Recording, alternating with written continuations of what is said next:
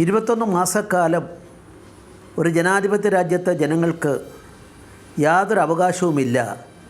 രാജ്യം അവരുടേതല്ല, ഒരു കുടുംബത്തിൻ്റേതാണ്, ഒരു പ്രധാനമന്ത്രിയുടെ കുടുംബത്തിൻ്റേതാണ് എന്ന് അടിച്ചേൽപ്പിച്ചുകൊണ്ട് രാജ്യത്തിൻ്റെ ശക്തി മുഴുവൻ അതിനുവേണ്ടി ഉപയോഗപ്പെടുത്തിക്കൊണ്ട് ഇന്ദിരയാണ്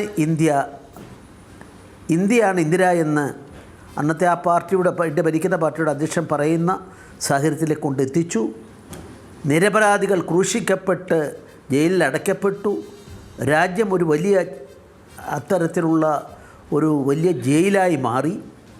പത്രസ്വാതന്ത്ര്യം, പ്രസ് സെൻസർഷിപ്പ്, ഏത് പത്രമടിച്ചാലും രാത്രി 11 മണി കഴിഞ്ഞാലും 12 മണിക്കായാലും ആ പത്രം പുറം ലോകം കാണുന്നതിന് മുമ്പ് അവിടെ സെൻസർഷിപ്പ് ഓഫീസർ ഉണ്ടാവും ജില്ലാ ആസ്ഥാനത്ത്.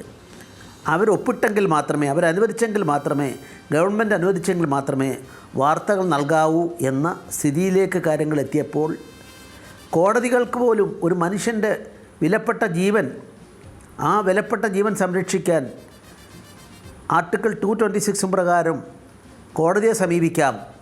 ഇന്ത്യൻ ഭരണഘടനയുടെയും നീതി വ്യവസ്ഥയുടെയും നമ്മുടെ പാർലമെൻ്ററി ജനാധിപത്യത്തിൻ്റെയും അടിവേരെന്തെന്ന് ചോദിച്ചാൽ ഭരണകൂടം ഒത്തൊരുമിച്ച് തീരുമാനിച്ചാലും വ്യവസ്ഥാപന നിയമവ്യവസ്ഥയിലൂടെ അല്ലാതെ ഒരു വ്യക്തിയുടെ ജീവൻ അതെടുത്തുകൂടാ എന്ന നിയമമുള്ള ഒരു രാജ്യത്ത് അതിന് പാടില്ല, അതെല്ലാം സസ്പെൻഡ് ചെയ്യപ്പെട്ടിരിക്കുന്നു. ഈ നിലയിലേക്ക് കരുനിഴലിന് താങ്കൾ ഉപയോഗിച്ച വാക്ക് ശരിയാണ്. ആ കരുനിഴലിൽ വീഴുക മാത്രമല്ല, ആ വീഴ്ചയിൽ ആരാണോ ഇന്ത്യ ഭരിച്ചിരുന്നത്, ആരാണോ അതിന് ഉത്തരവാദികൾ, അവരെ ഉത്തരേന്ത്യയിലെ പശു ബെൽറ്റ് 10 സംസ്ഥാനങ്ങളാണ് ഞാൻ കണക്ക് വെച്ചാൽ പറയുന്നത്. ആ ജനങ്ങൾ അവരെ പാഠം പഠിപ്പിച്ച് അവർ തോറ്റമ്പിയ ചരിത്ര മുഹൂർത്തമാണ് അടിയന്തരാവസ്ഥയ്ക്ക് അവസാനം കുറിച്ചത്. 24-ന് മൊറാർജി ദേശായി, 77 മാർച്ച് 24-ന് മൊറാർജി ദേശായി സർക്കാർ അധികാരമേറ്റപ്പോൾ വീണ്ടും ഇതെല്ലാം തിരിച്ചു കിട്ടി. ഇനി ഒരു അടിയന്തരാവസ്ഥ പ്രഖ്യാപിക്കാൻ സാധിക്കില്ല.